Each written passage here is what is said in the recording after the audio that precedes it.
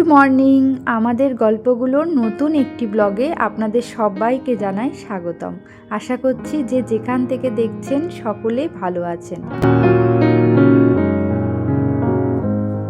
আজ বুধবার, ঘড়িতে এখন সকাল 8টা। মিছরি আর আমার সারাদিনের সংসারের কাজগুলো, এই দুটোকে তাল মিলিয়ে আমি কিভাবে চলি আজকের ব্লগটিতে চলুন সেটাই আপনাদের সাথে শেয়ার করি। আশা করছি ব্লগটি আপনাদের ভালো লাগবে। মিছরি সকালবেলা একটু দেরি করেই ঘুম থেকে ওঠে, আর এটা আমার জন্য ভীষণ সুবিধাজনক, কারণ সকালের কাজগুলো আমি নিশ্চিন্তে করতে পারি। তাই না প্রত্যেক দিন চেষ্টা করি মিছরি ঘুম থেকে ওঠার আগে সকালে রান্নাটা করে নেওয়ার।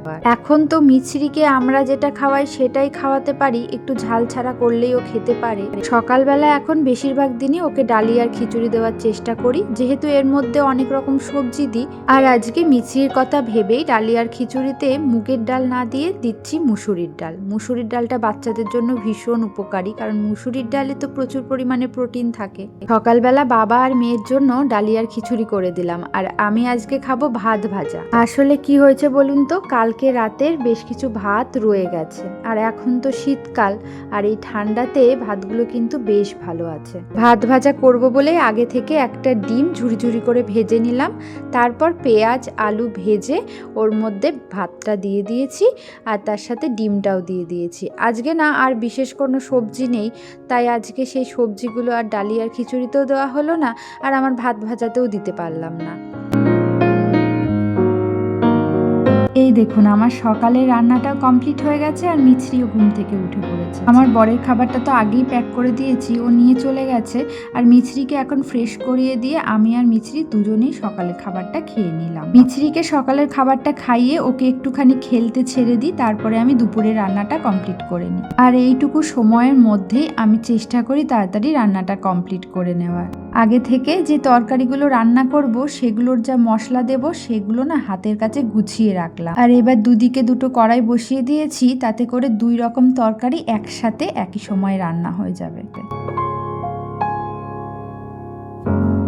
কালকে তো মাছের মাথা দিয়ে করেছিলাম বাঁধাকপি, তো কালকে মাছগুলো ফ্রিজে রেখেছিলাম, কালকে মাছটা রান্না করিনি, তাই আজকে ওই মাছগুলো রান্না করছি। আর এদিকে দেখুন একটু মটরশুঁটি আলু দিয়ে তরকারি করছি, এটাকে ঘুগনি বলতে পারেন, কাঁচা মটরের ঘুগনি। এখন তো শীতের সবজিগুলো প্রায় শেষের দিকে, তাই এগুলো না সস্তাও হয়ে গেছে। মটরশুঁটিও এখন বাজারে কিন্তু সস্তা, তাই ঘরে দেখলাম প্রচুর মটরশুঁটি জমেছে, তাই মটরশুঁটি আলু দিয়ে এই তরকারিটা করছি।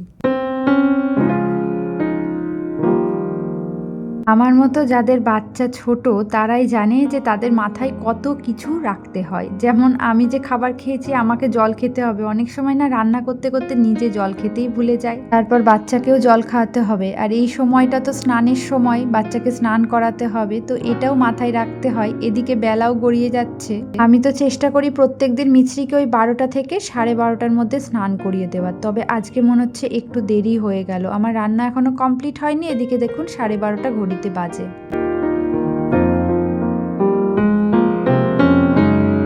আর এই সময়টায় আমি যদি মিছরিকে খেলতে না পাঠাই তাহলে ও আমাকে ভীষণ ডিস্টার্ব করবে, আমি রান্নাই করতে পারবো না। আর আমাদের বাড়ির উঠোনটা না বেশ বড়, তাই পুরো উঠোনটা জুড়ে মিছরির ঘুরে বেরিয়ে বেশ কিন্তু সময় কাটে। এখন ঘড়িতে বাজে এই দুপুর 1:30। মিছরিকে স্নান করিয়ে দিয়েছি, এখনো উপরেই আছে, ওকে রেখেছি বেডরুমে, ও খেলা করছে। আর ও যখন খেলা করছে তখন ভাবলাম যে কিছুটা কাজ গুছিয়েই রাখি। এই বারান্দাটা প্রচণ্ড এলোমেলো হয়ে আছে, তাই একটু গুছিয়ে নিচ্ছি। ও খেলতে খেলতে আমি চেষ্টা করি যতটা পারি কাজগুলো কমপ্লিট করে নেওয়ার। আর দেখতেই পাচ্ছেন ও দিব্যি একা একা বসে খেলা করছে। এতক্ষণে ঘড়িতে প্রায় দুপুর 2টো। আমার হাজবেন্ড এখনো বাড়িতে আসেনি, তো আমি এদিকে রান্নাঘরটা পরিষ্কার করে নিচ্ছি। রান্নাঘরটা পরিষ্কার করার পরে এদিকে ভাত বসিয়ে দিলাম। ভাতটা হতে হতে আমার যে বাকি কাজগুলো আছে, রান্নাঘর ক্লিনিং, সেগুলো সমস্তটা করে নেব।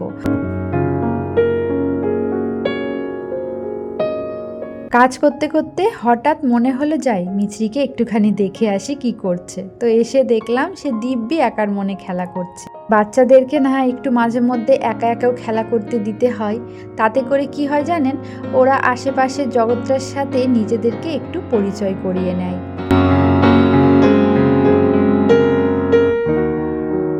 আমার সারাদিনের সব থেকে বেশি কাজ এই সময়টাই, প্রচুর কাজ থাকে, সমস্ত কিছু ক্লিনিং এই সময়টাতেই আমি করি। ঘড়িতে এখন দুপুর প্রায় 2:30।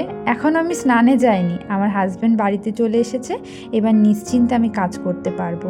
সবটা সেরে মিছরিকে দুপুরের খাবারটা খাইয়ে আমার দুপুরের খাবার খেতে খেতেই বিকেল 4টে বেজে যায়। গুড ইভিনিং, এখন বাজে সন্ধ্যা 6টা। মিছরিকে ঘুম পাড়িয়ে দিয়েছি, আর এই সময়টাতেই আমি বেশিরভাগ দিন এই যে ঘরটা অগোছালো হয়ে আছে এগুলোকে গুছিয়ে নিই, কারণ সারাটা দিন বেডরুমের সমস্ত কিছু গোছানোর না সময় হয়ে ওঠে না। এখন তো শীতকাল, এখন এই শীতের পোশাকগুলোই দেখবেন সারা ঘরে এদিকে ওদিকে ছড়িয়ে আছে। প্রত্যেক দিন যে শীতের পোশাকগুলো লাগে সেগুলো না আমি এই জায়গাটাতে সুন্দরভাবে ভাঁজ করে রাখি, যখন যেটা যার লাগে নিয়ে নেয়, আবার যখন পরা হয়ে যায় বা খুলে রাখে তখন এখানে আবার ভাঁজ করে রেখে দিই। তাতে করে না নিতেও সুবিধা হয়, আর এলোমেলো হয়ে থাকে না, ঘরটা দেখতেও ভালো লাগে।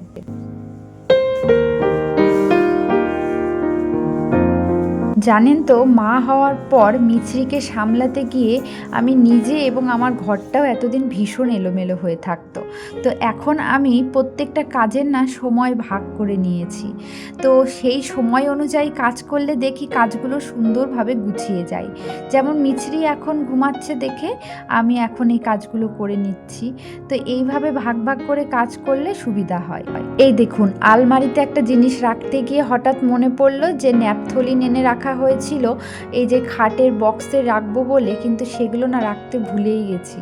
তো তাই ভাবলাম এখন যখন দেখলাম একবারে এগুলোকে খাটের বক্সে রেখে দিই, কারণ সেদিন তো আলমারি আর শোকেসের সমস্ত জামা কাপড়ের জন্য দেওয়া হয়েছিল ন্যাপথলিনগুলো, কিন্তু এই খাটের বক্সটাতে না দেওয়া হয়নি, তো সেই জন্য এখন দিয়ে রাখলাম।